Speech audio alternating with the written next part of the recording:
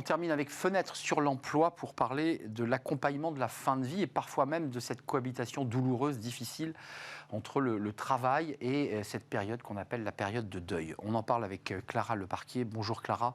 Bonjour. Ravi de vous accueillir. Vous êtes CEO de MTH Coaching et vous accompagnez à distance justement un coaching clé en main. Vous avez choisi de nous parler de ce sujet. C'est vous qui avez choisi de nous en parler. D'abord parce que vous avez été traversé, vous personnellement, sur cette question de la fin de vie.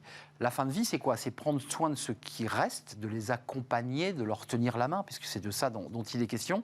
C'est le sujet qui est au cœur de l'actualité aujourd'hui, c'est le sujet des aidants. On continue à travailler, puis on a une autre partie de sa vie qui est consacrée à accompagner quelqu'un en fin de vie. C'est ça le sujet. Oui, c'est ça en fait, c'est qu'on traverse une période extrêmement douloureuse, quasiment insoutenable, quand on parle vraiment de la phase terminale d'une maladie et que le décès est la seule issue. Et en même temps, effectivement, il y a une vie qui continue à côté, que ce soit une vie familiale. Moi, pour ma part, j'étais une jeune maman, je venais d'accoucher. Et il y a la vie professionnelle aussi. Donc, il y a toute une période où on tient. Et puis, parfois, ce n'est pas le cas forcément de tout le monde. Parfois, ça ne passe plus. Et il faut aussi, par moments, savoir s'arrêter. Et pour moi, c'était important d'en parler parce que c'est tellement complexe et compliqué. Puis la société a tellement de mal à parler de ces sujets parce que ça fait peur. C'est tabou, On est un peu condamné au silence. Moi, ça fait 6 ans que ça s'est passé, donc c'est encore douloureux aujourd'hui d'en parler. Mais ça aurait été impossible, en fait, à l'époque. Et aujourd'hui, en fait, je pense ces personnes qui traversent ces périodes-là en ce moment ou qui les ont peut-être traversées. Et j'espère que ça fera quelque part écho à leur histoire. Il y a eu un livre de Bruce Toussaint, un de nos confrères, sur une chaîne qui parle du deuil de ses parents en écrivant un livre. Heureusement, elle n'a pas souffert. Ce qui renvoie aussi à travers ce livre, et j'imagine à travers votre expérience, la relation avec l'entourage. C'est ce moment d'une très grande intimité, d'une très grande douleur, et je dirais de l'entourage professionnel, parce que la vraie difficulté, c'est on n'en parle pas, j'ose dire. Comment vous l'avez, vous, traversé ce moment-là?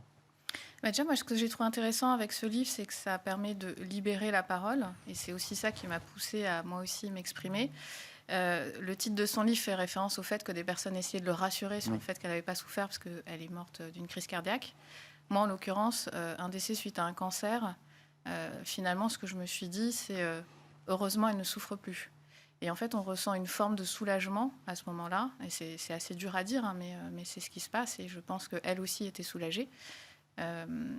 Et donc, effectivement, c'est extrêmement difficile d'en parler, y compris à ma propre famille, à mon père, à mon frère. Dans ces moments-là, c'est compliqué.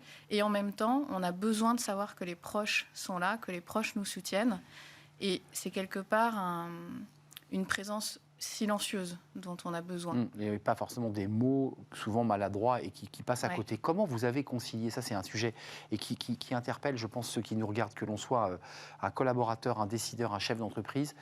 Comment on concilie sa vie professionnelle avec à la fois l'accompagnement et le moment où le décès a eu lieu? Puisqu'il y a quand même ce moment où il faut reprendre, on dit d'ailleurs souvent, reprends vie, période de deuil, puis je reprends ma vie. Comment ça se passe? Comment on fait? Est-ce que vous avez comme ça quelques conseils à nous transmettre? Alors déjà, je pense qu'il n'y a pas de mode d'emploi malheureusement et qu'on fait vraiment comme on peut, voilà, selon les circonstances et personne ne peut anticiper, personne ne peut savoir ce que ça fait. Et comment on va réagir? Je trouve que la société banalise beaucoup, en particulier la mort d'un parent, parce que ça fait partie de l'ordre naturel des choses, mais sauf que quand ça vous tombe dessus, c'est absolument pas banal et c'est extrêmement douloureux. Moi, je pense que la société aujourd'hui n'accompagne pas suffisamment. Les 3 jours qui sont prévus post-décès sont absolument inadaptés. Et comment on fait, ou en tout cas, je ne sais pas comment on fait, mais je vais vous dire comment moi j'ai fait. Pendant longtemps, en fait, j'ai tenu, y compris dans la phase dite de cancer généralisé, où voilà, c'est des traitements qui, en fait, n'ont unique but que de se dire on va prolonger un petit peu la vie, mais on ne va pas guérir. Et donc là, je faisais des allers-retours, j'ai essayé de donner le change. Et en fait, il faut quand même être présent pour la personne malade. On s'autorise assez peu aussi à être faible, parce que finalement, on se dit, mais qui je suis pour souffrir alors qu'en face de moi, il y a quelqu'un qui Et on s'épuise soi-même d'ailleurs parfois. En train de mourir, et on s'épuise soi-même. Moi, j'ai regretté de ne pas avoir été informée par mon employeur du congé proche aidant. C'est ça, j'allais vous poser la question. Ouais. Je l'ai découvert en fait par moi-même, et bien trop tard, je l'ai découvert quand ma mère est entrée en soins palliatifs. Et là, si vous voulez, à ce moment-là, on vous explique que c'est fini et que ça peut être fini d'une minute à l'autre. Finalement, ça a duré 30 jours. Donc 30 jours, c'est extrêmement long. On a un rapport au temps qui est complètement bouleversé dans ces moments-là. Tout en continuant à avoir une activité professionnelle. Non, alors, là, en fait, moi, c'est à ce moment-là que j'ai... C'est à ce moment-là que c'est plus possible. Pour moi, après, je connais des personnes qui ont continué. Alors déjà, moi, j'avais la distance géographique entre Paris et Montpellier. Donc, il y avait déjà aussi choisir où est-ce qu'on a envie d'être. Donc, c'est un déchirement aussi parce que j'étais avec ma mère, mais je n'étais pas avec mes enfants. Donc, culpabilité d'un côté. J'ai pas fait la rentrée en crèche de ma fille. Ça s'est passé pendant cette période-là.